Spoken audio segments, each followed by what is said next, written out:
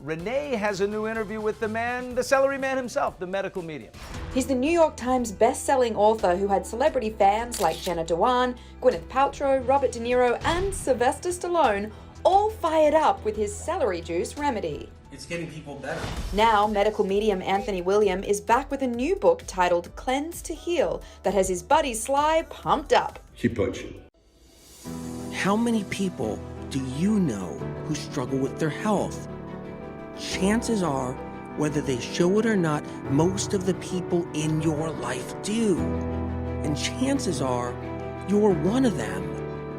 Whether you're dealing with anxiety, depression, endometriosis, acne, eczema, autoimmune, thyroid, Lyme, brain fog, fatigue, or any other symptom or condition, you're far from alone.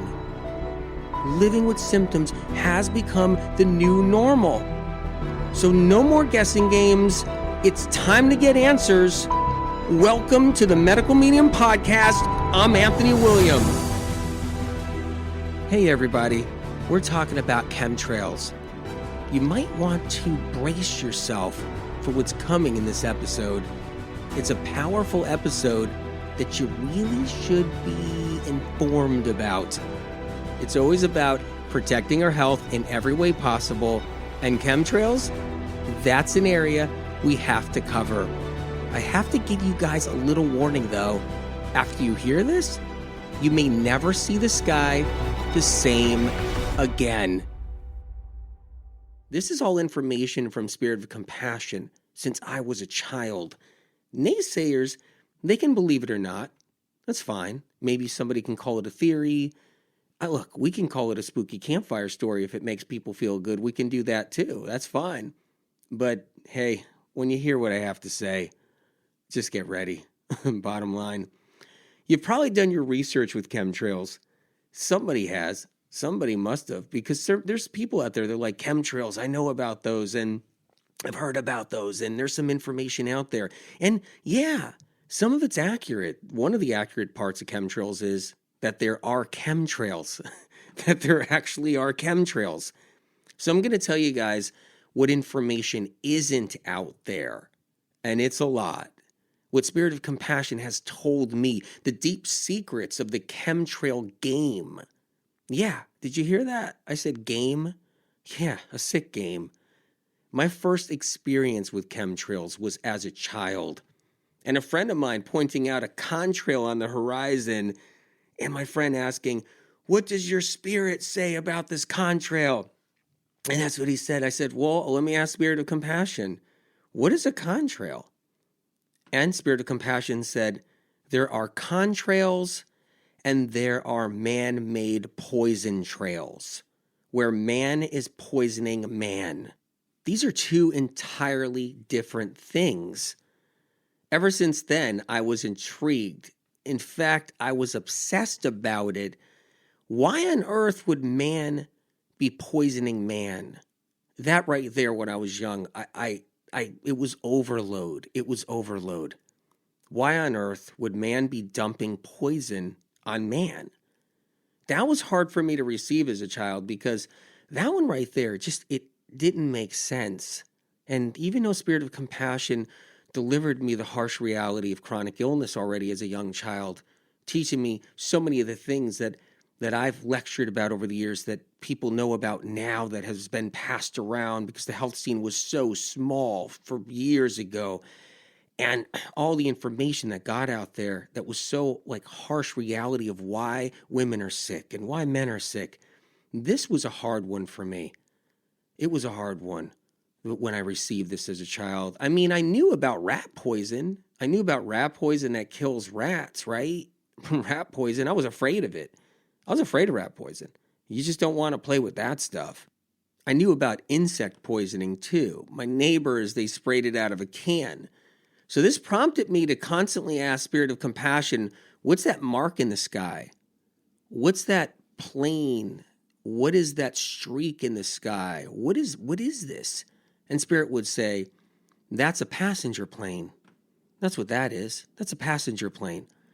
And that's a cargo plane there. I'd be like, well, what's that plane? A couple hours later, what is that one? Well, that's a third type of plane. You got your passenger planes where people are on them. You got your cargo planes where they're delivering packages and everything else, right? And all that. And there's other little tiny planes, that fly around, or private planes, little ones and all that. But big planes I'm talking about. Big ones. And then there was this third plane. And we'll get to that in a little bit about that third plane. Now, there's a big difference between a contrail and what people have named now a chemtrail. So, hey, I learned it as man-made poison trails. That's what Spirit of Compassion said. And now I guess they're called chemtrails. And it's a good name for them, too. I like that name. I do. Contrails are fuel burning and heat exchanging from a plane. It's this heat coming out of engines. Okay, so when you're entering a higher altitude and you got that fuel burning, emitting all of that different vapor, and that air is cool as that plane is rising, and you can see these contrails out there. Yeah, there's this little tiny streak, and you see mostly contrails in the fall, contrails in the winter, on the horizon of the night sky, right? On the other hand, a chemtrail is something sinister, something dark in a despicable way that's even unimaginable. Really is. It was for me as a child. And before I tell you what Spirit of Compassion has told me about the chemtrails, I got to bring you back into history a little bit to World War I, 1914, okay? And the world was at war. And a few years before the world was at war, a few years in the early 1900s, the chemical industry was birthing. It was birthing. They were experimenting with chemical concoctions. It was a brand new industry, and fierce at that. For industrial use, World War I was the money and the fuel for the chemical industry to become larger, to ignite, to propel. It was like the gasoline on the fire, that war, for the chemical industry. So it became larger because the chemical industry was contracted to feed the war industry, the global war industry. They were hired to produce chemicals for chemical warfare and all kinds of other industries about war. And this was all around the world. And a surplus of these chemicals were stockpiled, storage bins of these chemicals. The chemical industry loves war. They love insects too now. They love rodents. They love machines. They love anything. And they loved all that back then. And everything that they believe needs a chemical. You might be wondering, why is he talking about World War I? Yeah. Yeah, I got a real reason. And it's a powerful reason. So just hang on. And when I tell you guys fasten your seatbelts like I have in the past, you're going to want to fasten your seatbelts for this one. I mean, you really are. I would be sitting down for this show. But the war ended early with the help of the Spanish flu, right? You guys probably know that information there. The flu kind of knocked that war down. But hey, that disappointed the chemical industries. They were hoping the war would last forever, but you didn't need a war lasting forever for them. This was the true birth of the chemical industries. And it spawned on the birth of all chemicals used in all industries. It led to constant production of industrial chemicals all the way to World War II. Not only was the chemical industry producing for World War II now, but they were producing on a much larger scale for almost all industries around the world, everywhere at that point. Because of this, there was so much overflow of byproduct. The industries had to dump some of the chemicals into rivers, lakes, and the ocean. And I'm going to talk about byproduct in a minute, what that means. Byproduct coming off of creating a chemical, not just the chemical itself. The industries, they just dumped it right into rivers. They dumped them into lakes. They dumped them into the ocean. They dumped them everywhere. They were already doing that since the early 1900s. They were already dumping all this stuff everywhere, but it was increasing greatly and with more dangerous concoctions.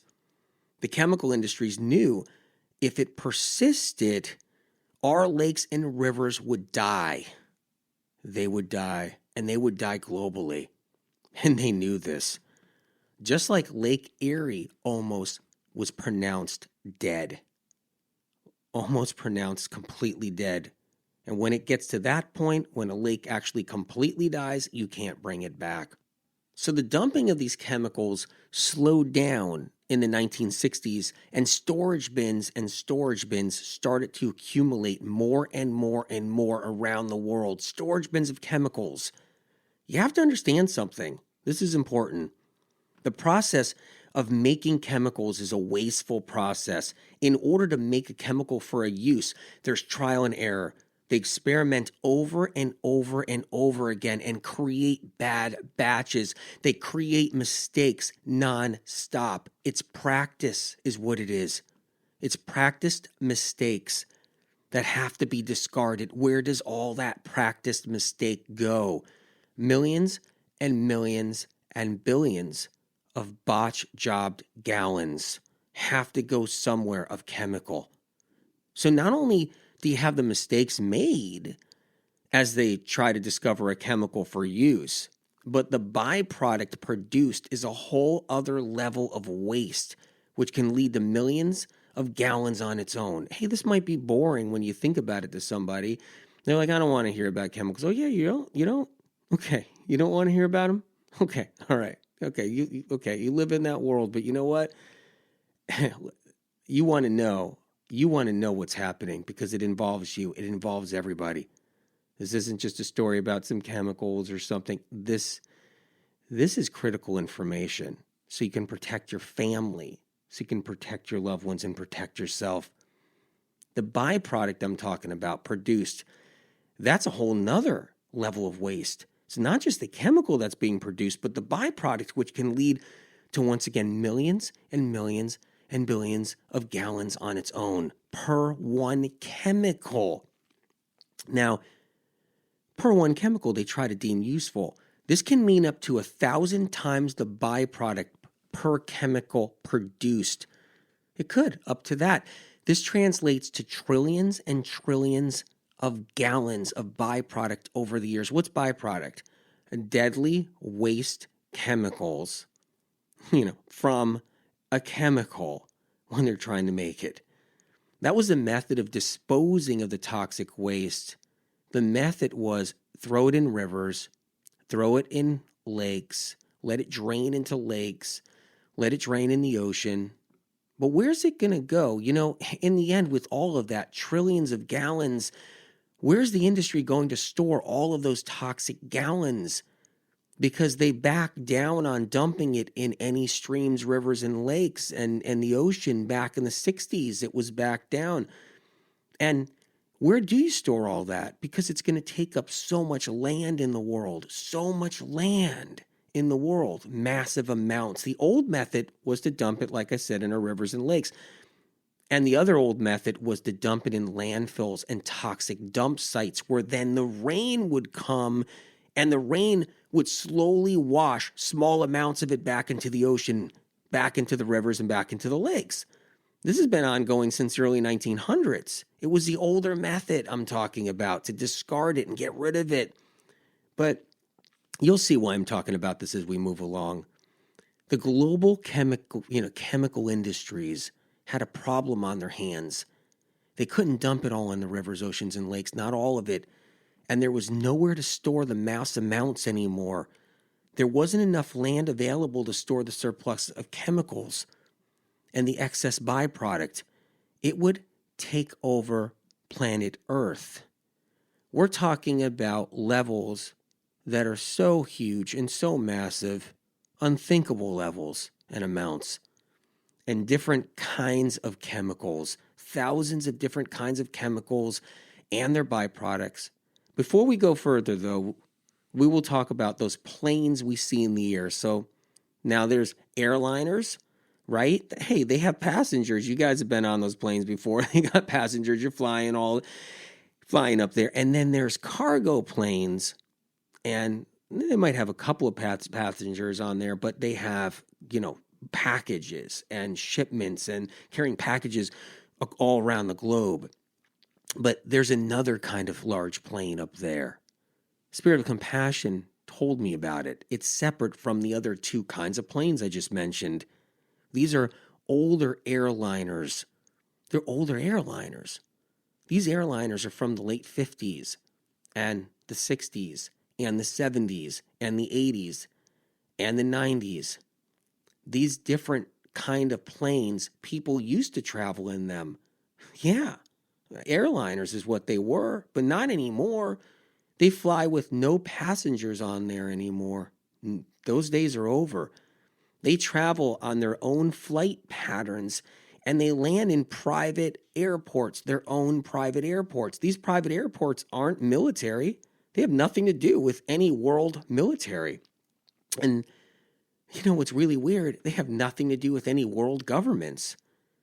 It's a whole other organization built for the chemical industries.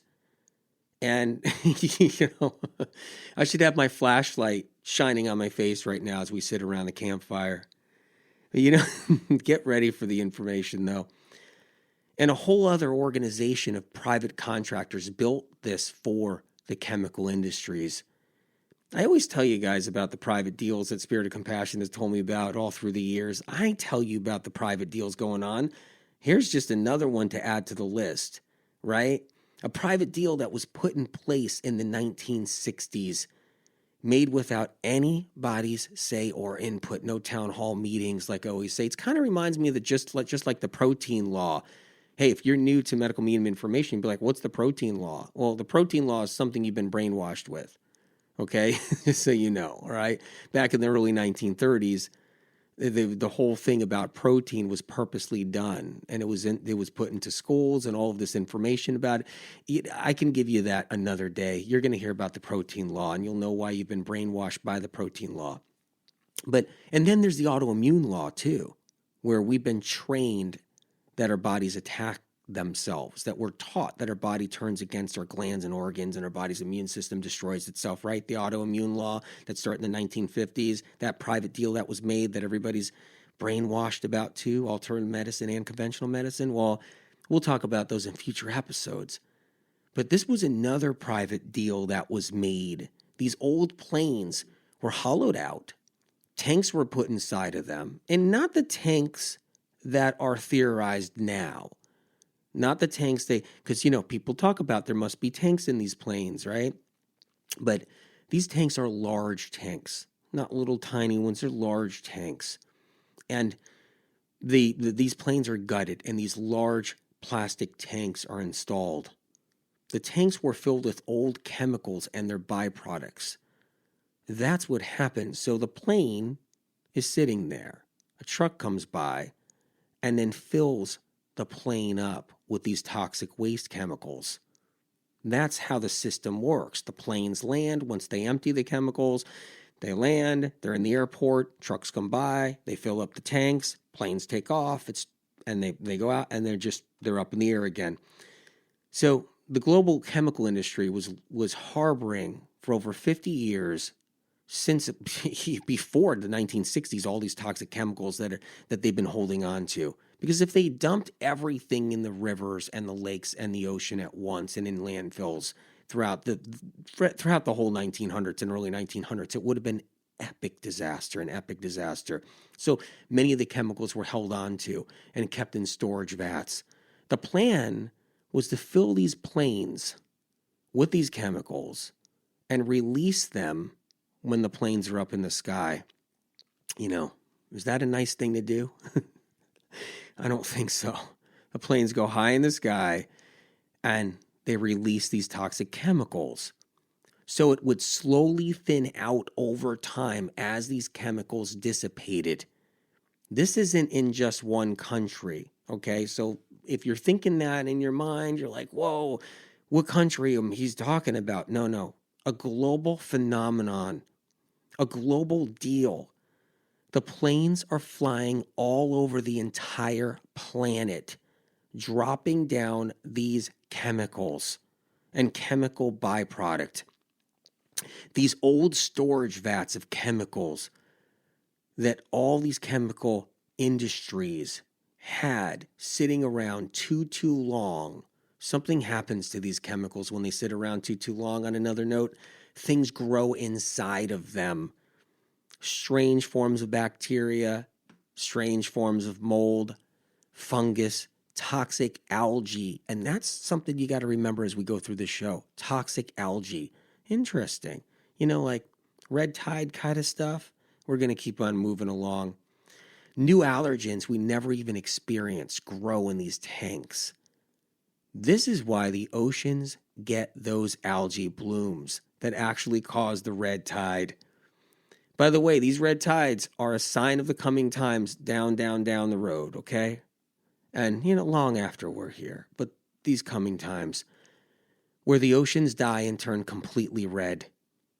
The chemicals are producing the overproduction of the toxic algae. That's what happens. The chemicals that are being dropped out of the sky are igniting and proliferating toxic algae, because that's where the toxic algae are coming from. See, we kind of play stupid down here. We're like testing water. We're testing red tide certain times of the season. Hey, it's dangerous to go in the water. Don't go in that water right now. You might get sick. We're doing little tests on it. But that toxic algae comes from someplace. It didn't come from down here. That toxic algae came from up there and rained down. That's how it works. See, you get microorganisms. They have to survive. They need to survive. And when they sit in these chemical soups, in vats and storage bins for years and decades, they adapt. The more microorganisms then breed life in there. And then they have to adapt to survive. And that's going to be a whole story for another day on how that works. But let's just keep going.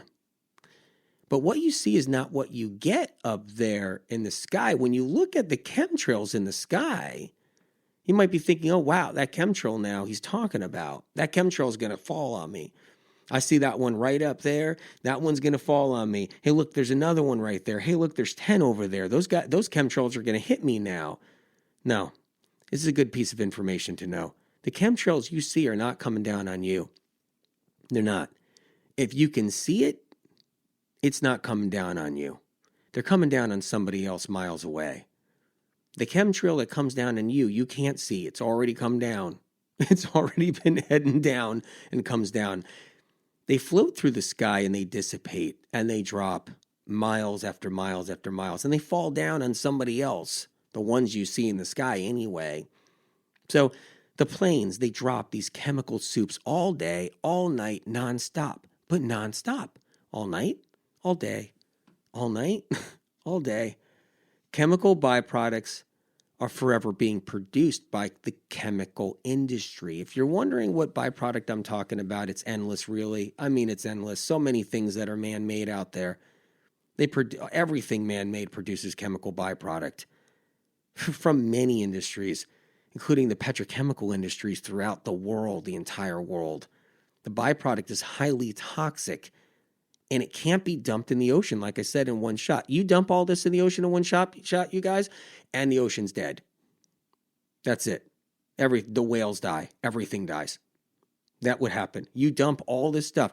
If the chemical industry opened up the floodgates and let everything roll into the ocean at once, all their backlog, their trillions of gallons, the ocean would die in one shot and turn deep red, blood red.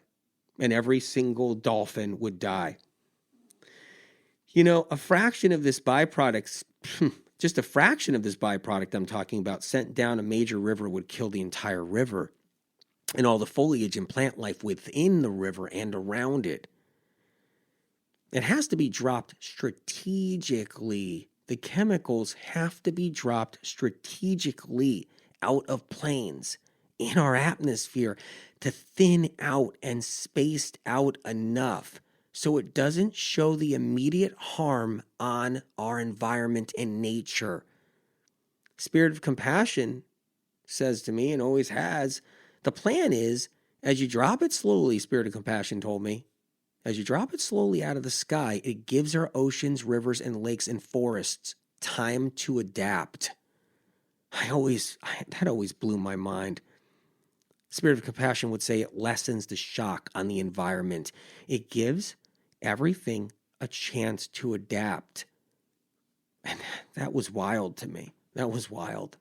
The other plan was for some of it to stay in the clouds, intermixed with precipitation, and become somewhat diffused by the living water. That's rain. Rain's electric.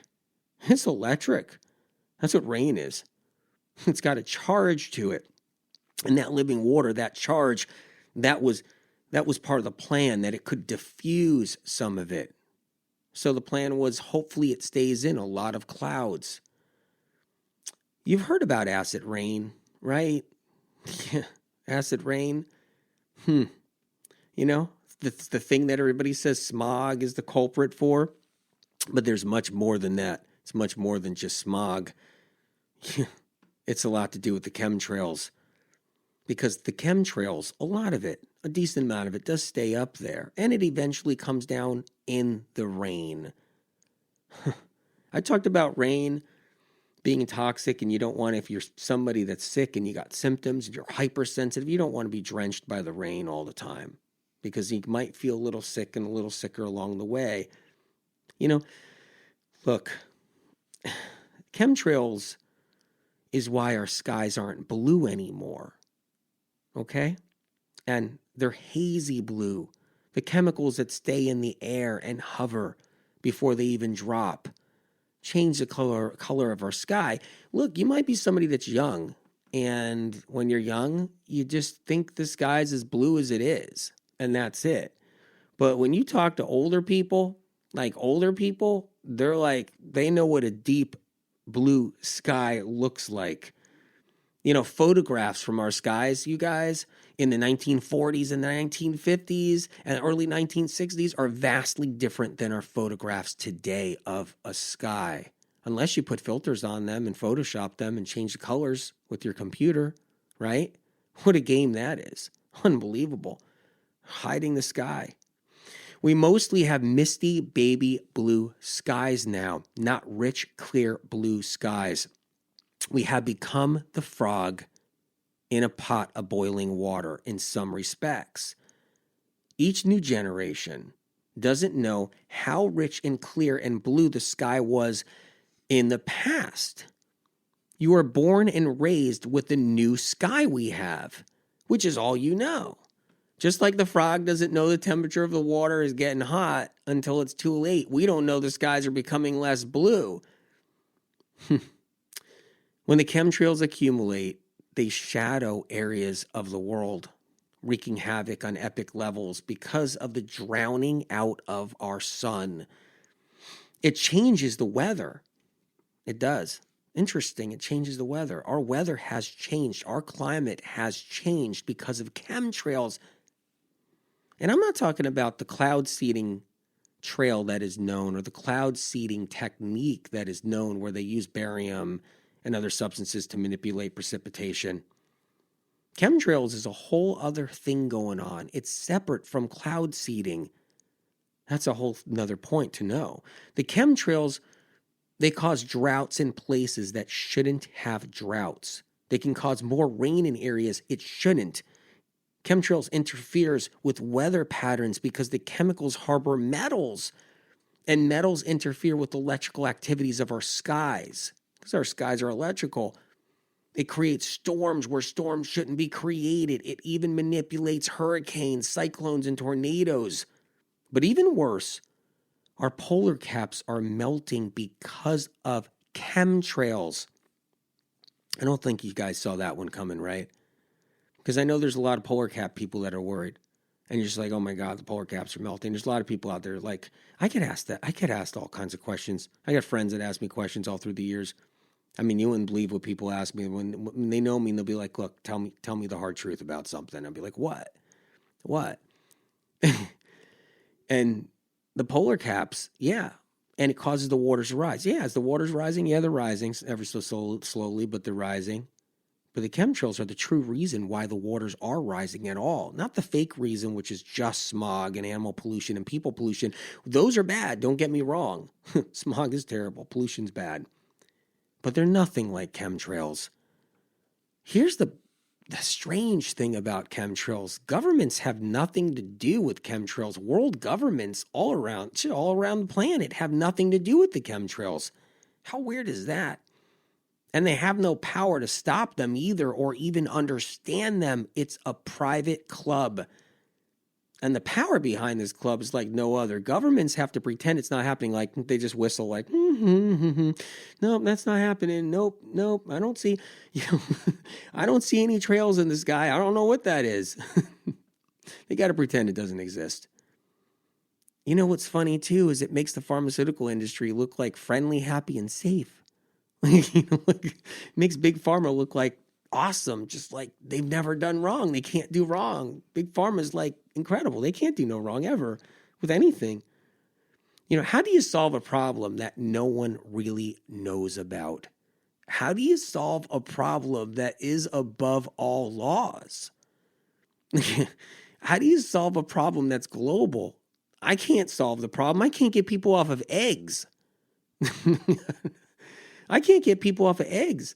Eggs that are feeding the viruses that are responsible for chronic fatigue and all their other symptoms and conditions. Eggs being one of the things that actually feed bugs. And then the bugs are responsible. These viruses are responsible. So I can't get people off of eggs. I can't get people off of nutritional yeast with all that MSG they don't know they're eating. So I know I can't solve this problem. I can't. Spirit of Compassion told me when I was young that the Man Poison Club is an evil machine. From what I learned from Spirit of Compassion, you don't stop it and you don't fight it because you'll never win. At least not that way. You have to accept it and then you rise above it. Spirit of Compassion told me you rise above it. Why am I talking about this now? And I waited for years. Well, I'm always focused on you guys with chronic illness and all the symptoms and conditions and hundreds of symptoms and conditions that medical medium information has reversed and saved lives for so many years. And then the advanced medical information, alternative health that Spirit of Compassion put out there for years. A lot of it that goes right back to me, some of it that got lost in the woodwork out there.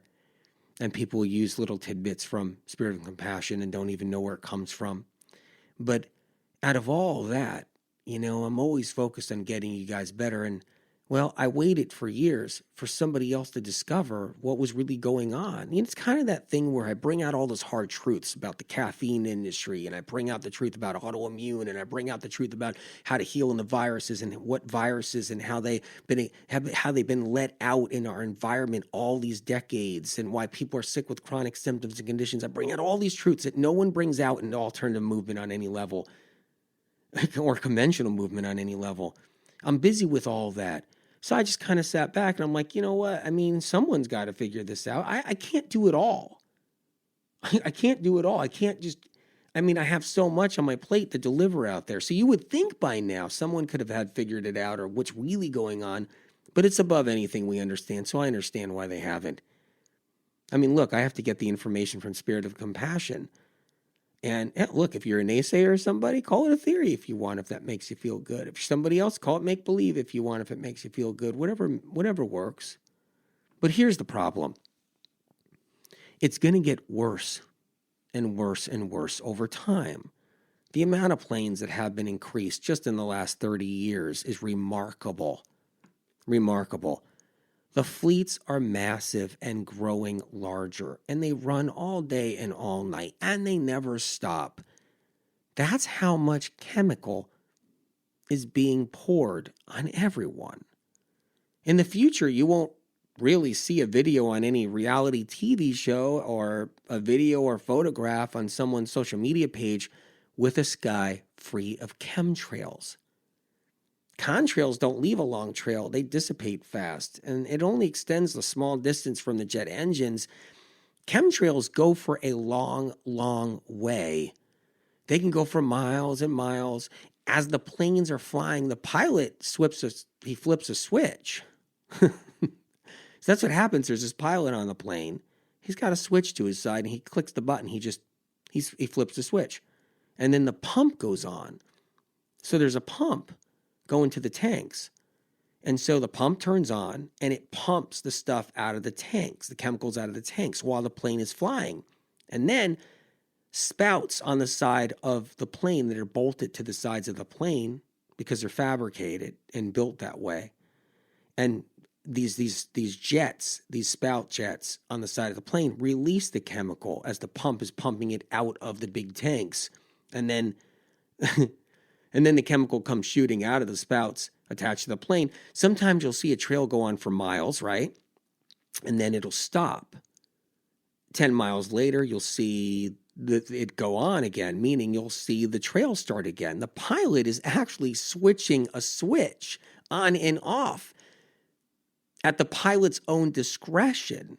Some pilots go 20 miles before they switch it on and off. No rhyme or reason in many cases. It depends on what mood the pilot's in, or maybe the pilot's new to it all. It's first time on the job, and he releases it all at once and then lands empty.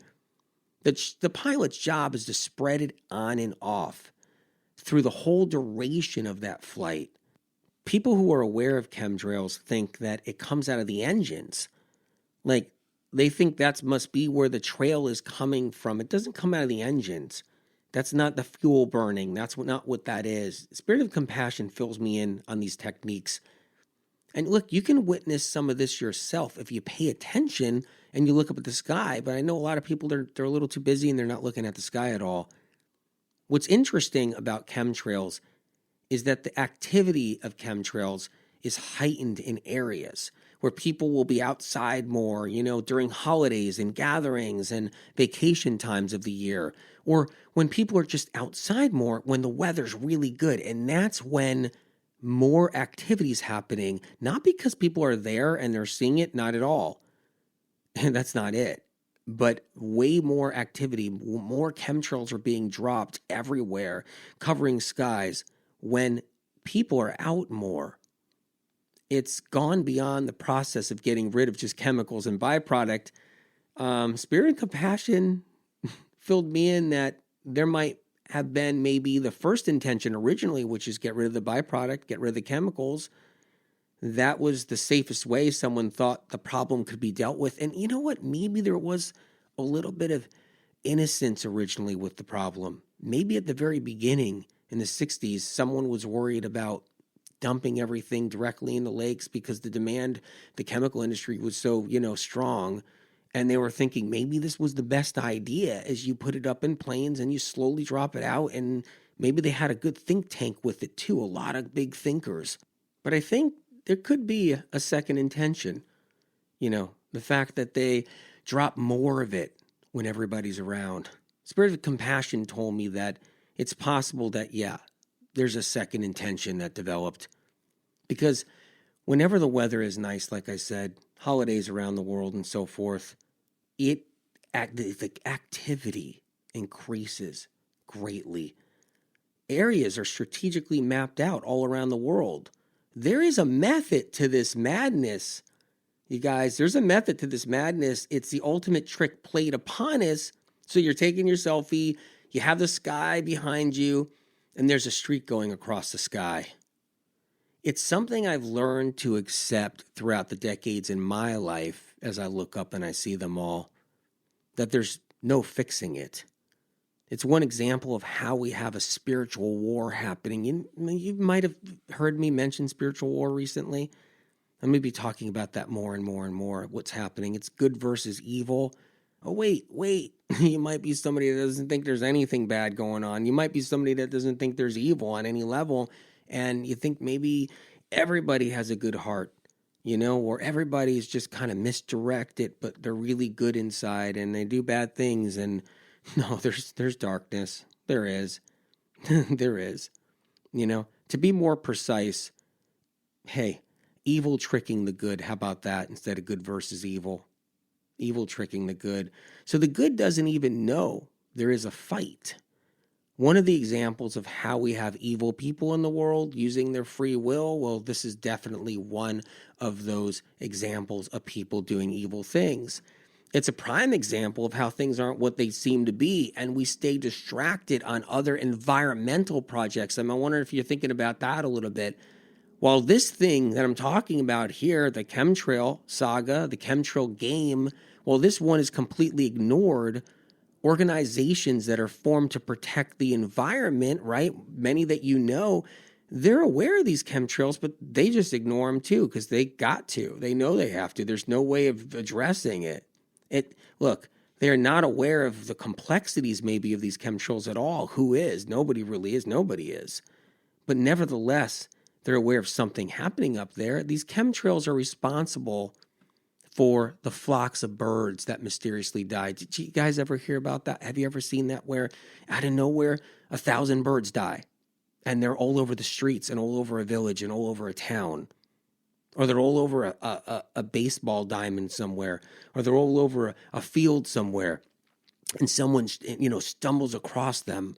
All these flocks of birds dying everywhere around the planet at once. The birds that swarm and migrate just die and they hit the ground and they rain. It's raining birds. Why is that happening? The birds are hitting pockets of these chemtrails up in the sky because the chemtrails vary from super, super toxic, sometimes deadly toxic, sometimes partially toxic, somewhat dangerous.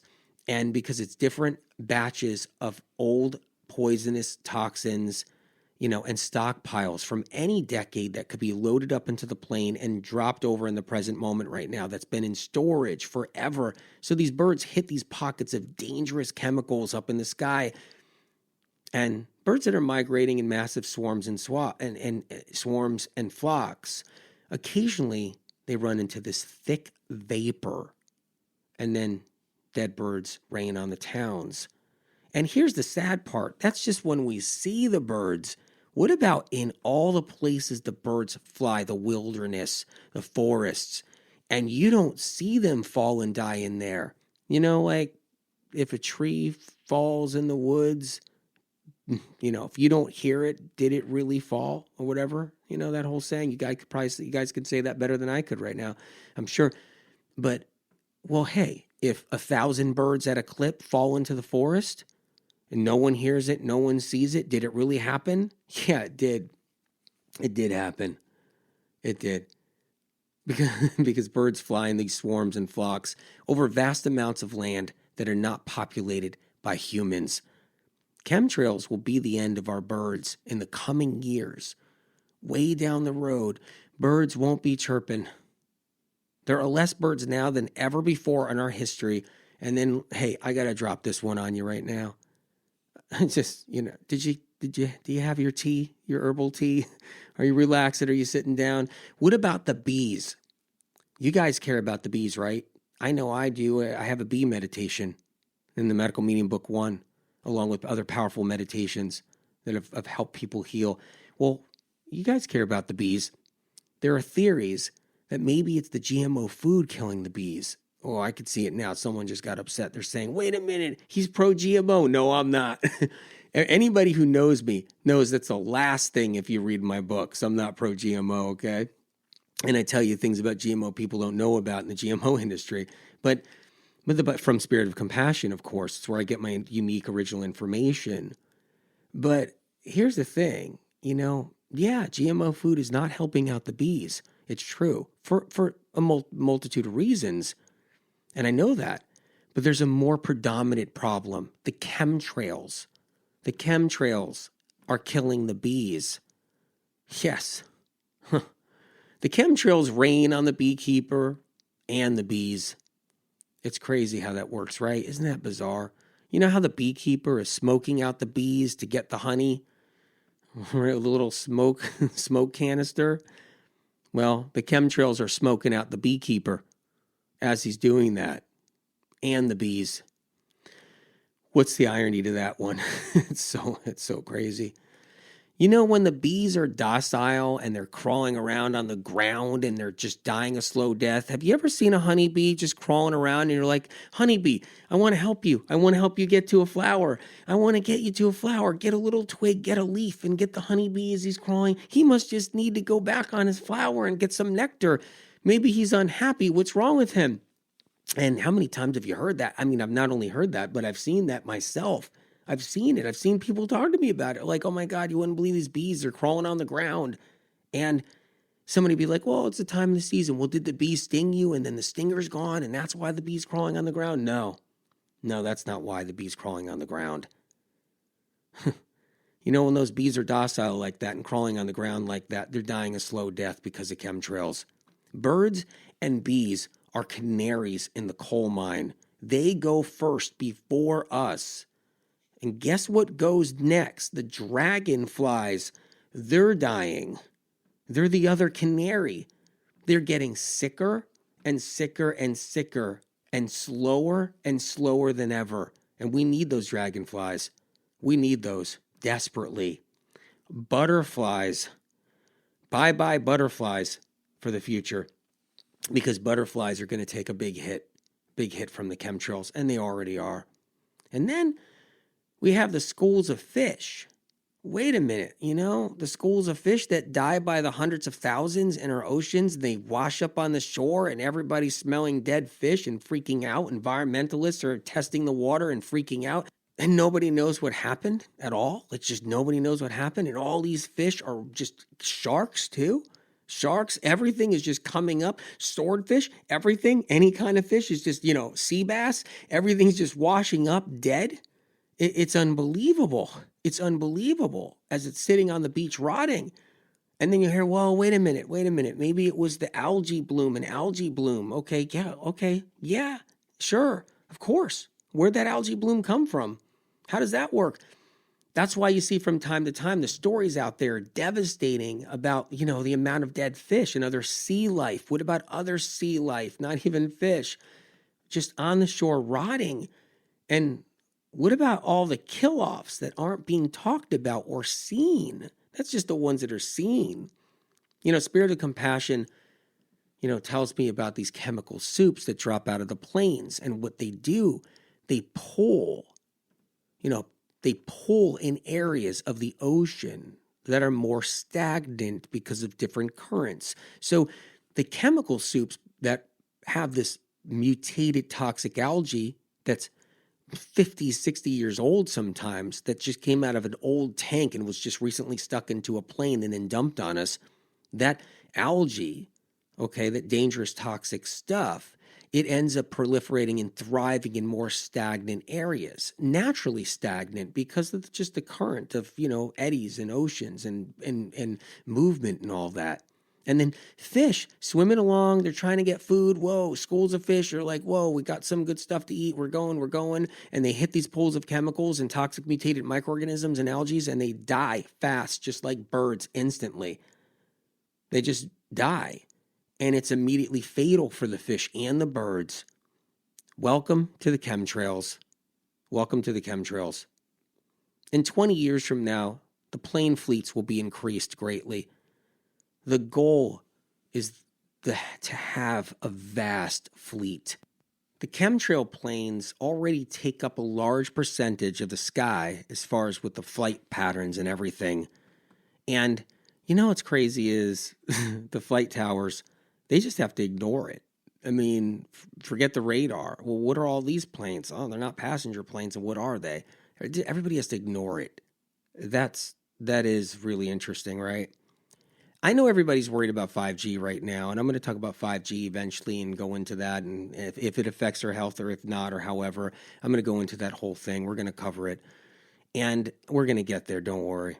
And Spirit and Compassion will have powerful information. Nobody knows about it. Meanwhile, no one's worried about the chemtrail game. And yeah, it's a game. It's a sick game. I call it a game because Spirit of Compassion tells me it's become one. It has. Spirit of Compassion tells me that the industry, the chemical industries worldwide, they want us focused on other targets, They want us focused on 5G. They want us focused on anything else that's bad. They just don't want it focused on those chemtrails that's bad. I call it a game, like I said, because it's become one. And look, they want us focused on this. They want us focused on plastic bags, it's good focus. It is. They want us to focus on cups and straws and toilet paper rolls, like empty toilet paper rolls, cans and bottles. They want us focused on creating less trash. I think it's all important. I stand behind all of that. That is important because it is, right?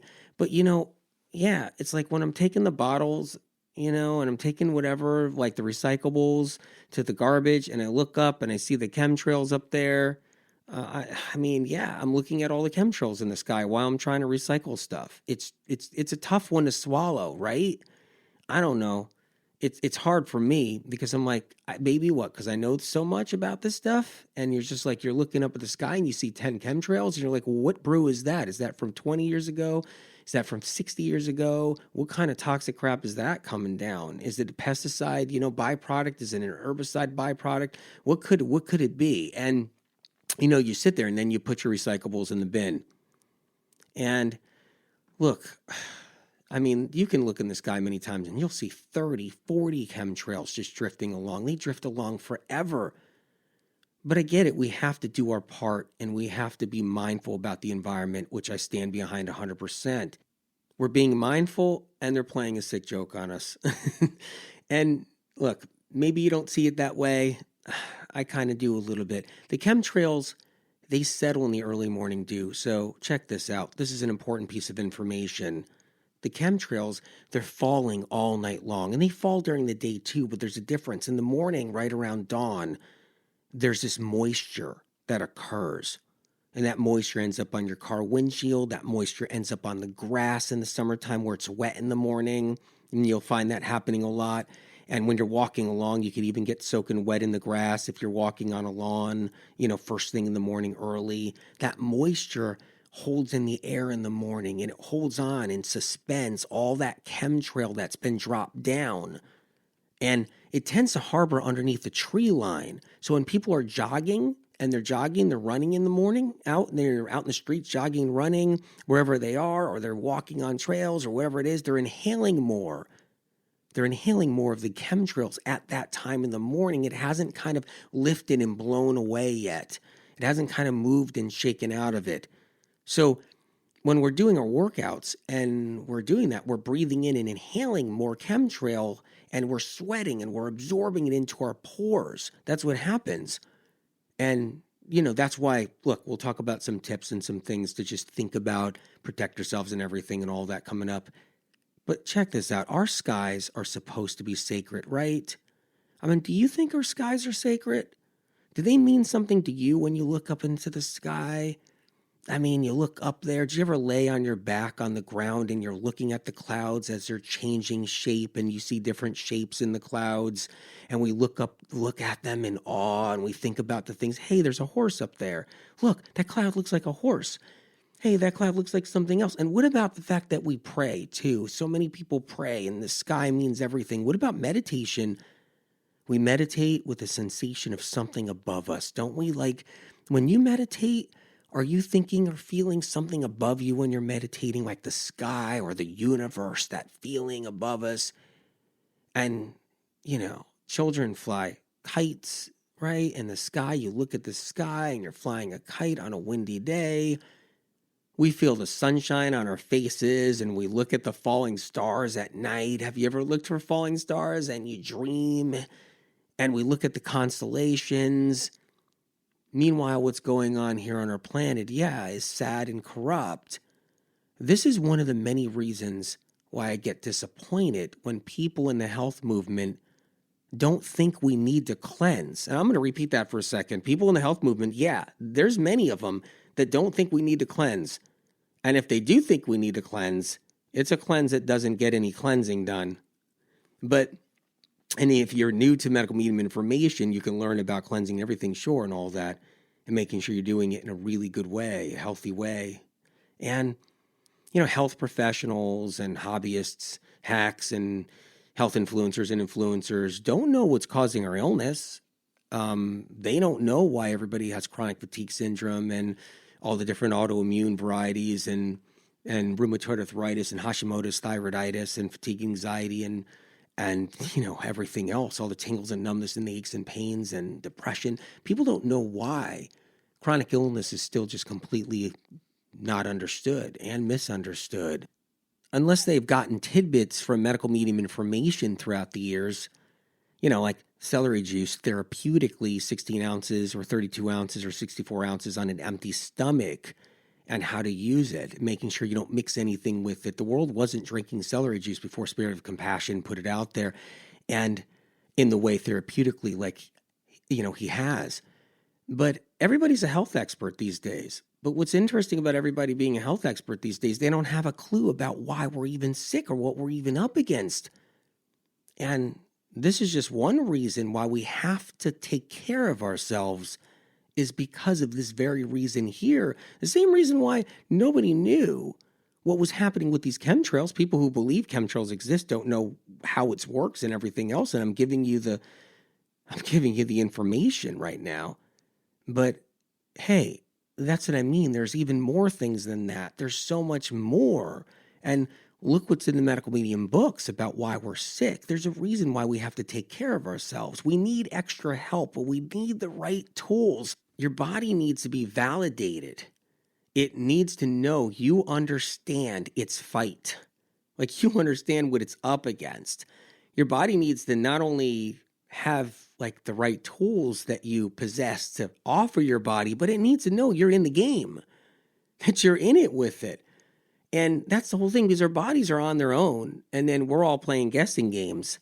That's how it works out there. It's like people, they'd rather just think that maybe, their health problem is a little bit their gut, their microbiome's off or something, their gut flora is off, and that's why everything, like, it's all in their gut, and that's why they're sick, and that's why they have eczema or acne or any kind of other condition or fatigue. And maybe they think it's genetics too, or it's hormones, or they need to be rewired, and it's all in their head, like their train of thought isn't good and it's time to rewire their mind or get their meditations right. And and maybe it's okay if it's autoimmune and your body's attacking itself kind of thought. But people, they just don't really give their bodies the understanding their body needs. And that's a problem out there. And I know a lot of people, they believe they're health experts, or they want to become health experts, and they don't know what we're really up against, or what causes Hashimoto's thyroiditis, or what causes rheumatoid arthritis, or what causes chronic fatigue or eczema and psoriasis and anxiety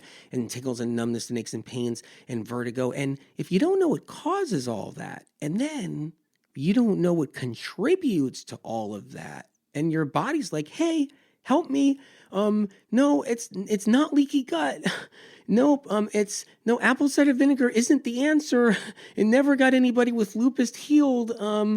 Apple cider vinegar never got somebody better with multiple sclerosis. Please, I need the answers here. I need help. I need you to believe in me and know what's wrong. There's toxic heavy metals, and there's chemtrails falling out of the sky, and there's pathogens and bacteria and viruses, and there's the Epstein-Barr and all in petrochemicals in our system and everything else. And I need you to work with me here. And that's what our bodies are like wanting, but we get thrown off track. And it happens every day. I see it out there. People are worried about collagen, and I get it, but they're doing that while they're guzzling down coffee and burning out their adrenals. I think, look, the bottom line is, it's about, like, are you going to work with your body? Because it's not hopeless.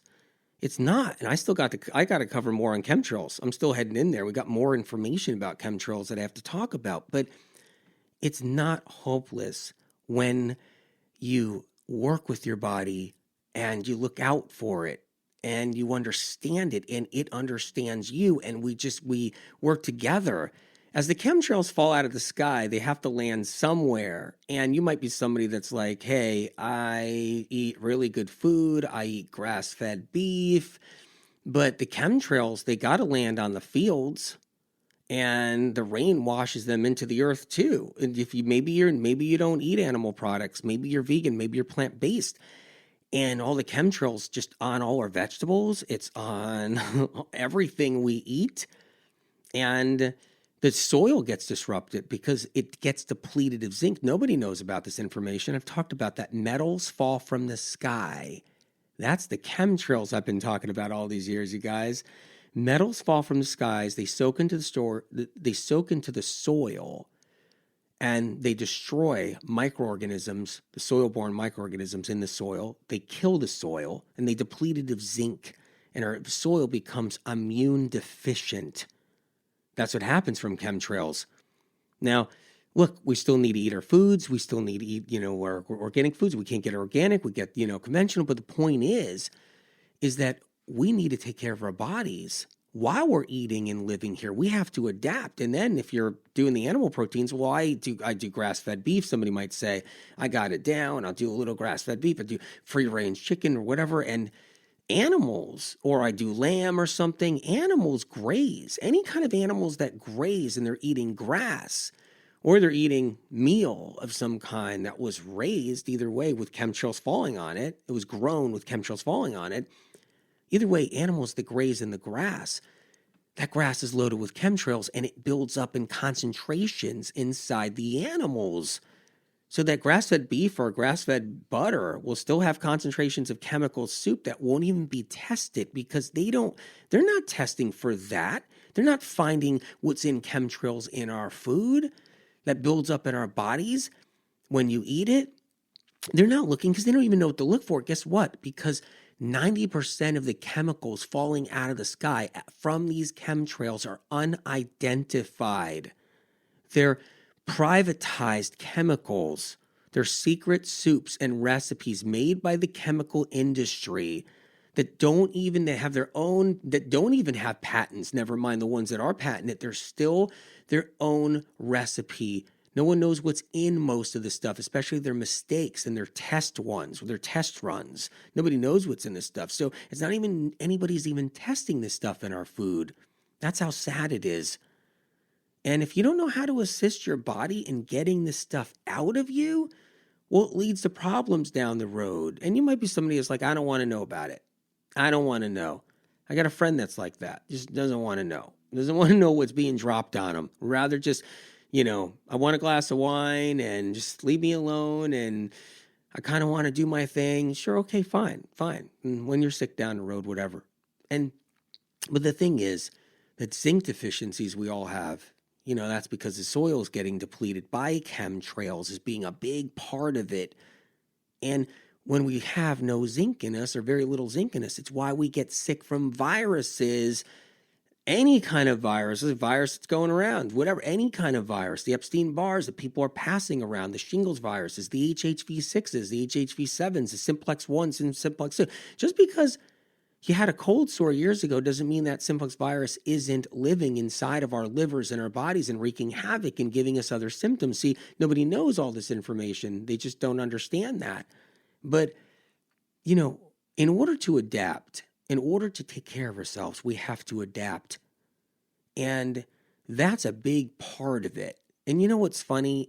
All the information Spirit of Compassion gives me and the volumes I put out there and the head of frontier, groundbreaking information in alternative medicine, conventional medicine that I've put out over the years.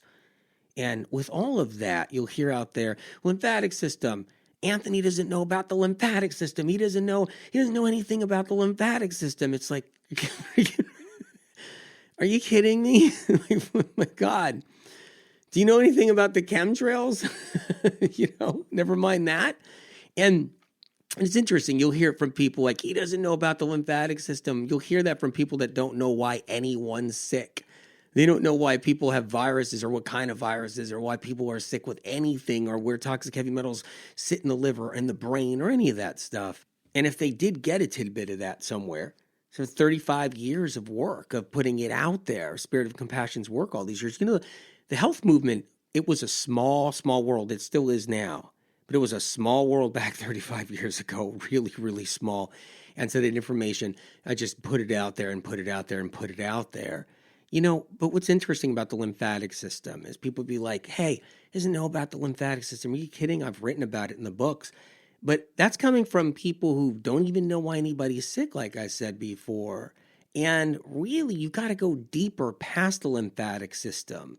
That's where you have to go. You have to go where real problems are inside the body, like bigger problems, much bigger problems, like deep in the liver, because that's what I've been talking about all these years and all these years. The lymphatic system cleanses out its poison by default on its own. It's doing that as you live and breathe and live your life.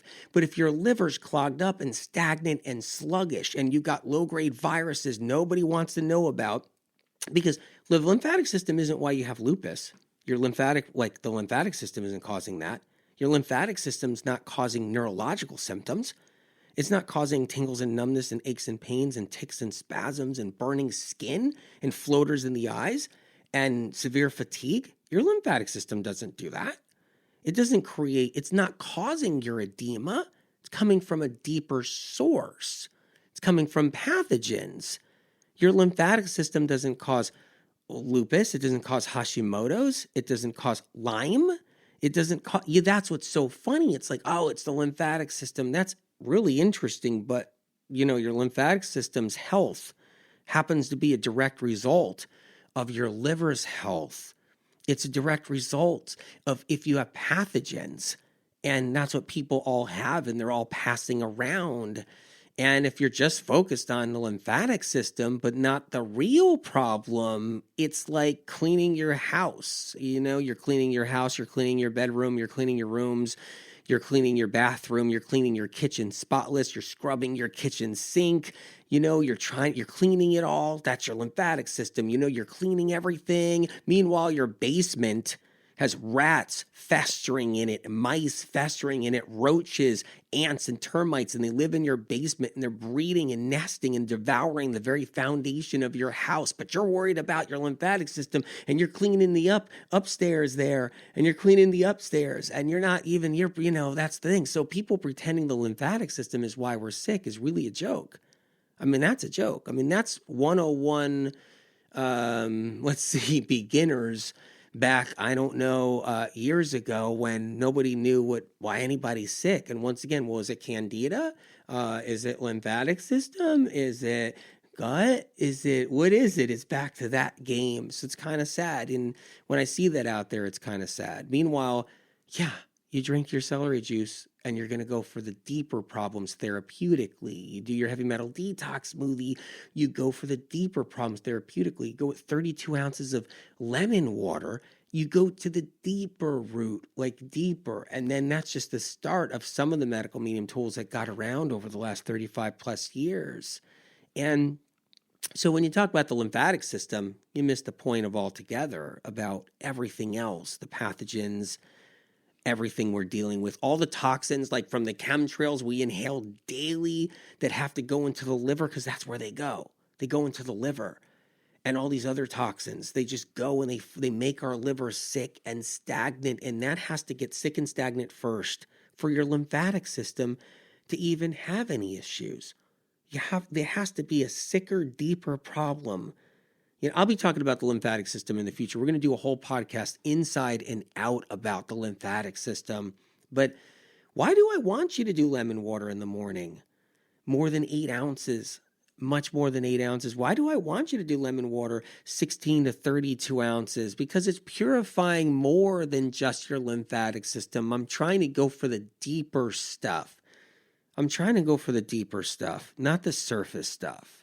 I'm not trying to go for the surface stuff. The lymphatic system isn't why somebody's bedridden and they got like the worst hives and lupus and migraines and trigeminal neuralgia and their back is killing them and they could barely walk and their feet hurt.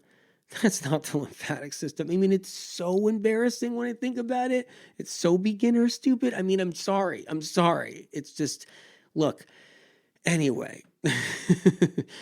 The lemon water is critical for flushing to get to the deep-rooted things. The celery juice is critical for using it therapeutically to destroy pathogens that are deep inside the liver, deep inside our organs, that are in their bloodstream and so forth, And the celery juice is disarming these toxins that fall from the sky and all that stuff. See, the tools are all here. I've always had you in mind for what we face and what you don't know you face out there. Chemtrails are a part of the spiritual war that's going on around us and above us. Mercury is part of that spiritual war that's going around us. The caffeine industry is part of that spiritual war that's going on around us. So many pieces of the puzzle that show us there's good versus evil and how evil looks for ways to control people and then keeps them controlled and then gets them sick and has the thirst to keep them sick forever if possible. and then wants them relying on everything they just don't really need. Darkness never wants our eyes open and see what's in the sky and above the trees. It would rather have us unknowing its time and then bring us to our knees. They keep us busy down here, distracted. Some are bored. They want us to lose ourselves in our minds while all the bad around us keeps getting ignored. There is hope. When you're empowered, though, you have the truth on your side and the knowledge, and you support your body with what it needs. And you understand your body as it cries for help and asks you please. When you're on the same page with your body, then you're in the game. See, that's what matters in order to let the good things in life remain. When you have the tools and you apply them right, you are unstoppable against evil, and you're gaining all the insight. Because as they drop that stuff down on us, you can laugh at it as it's coming on down. It's not going to get in your way because you're taking care of yourself now. You can say, I'm in control of my life. I got the wisdom. I got the deep spiritual insight. I have control over my well-being. You're not going to take control over me. See, I can live my life the way I want to be and keep from getting sick and recover if I've been sickened if need be. I'm not blind when I look at the sky. The wool's not over my eyes anymore. I can see past the horizon. I can see past the madness. I can see past the smoke and see past the fog. I can use my own free will to determine where life is gonna go for me. I can fight to be free and heal my body and see the path where it's going for me. Remember this, your body has the power to heal and can override through thick and thin, and our bodies fight for us as we acknowledge and validate our body's fight along the way. Then nothing can get in the way. See, I believe in you, and I know you can heal.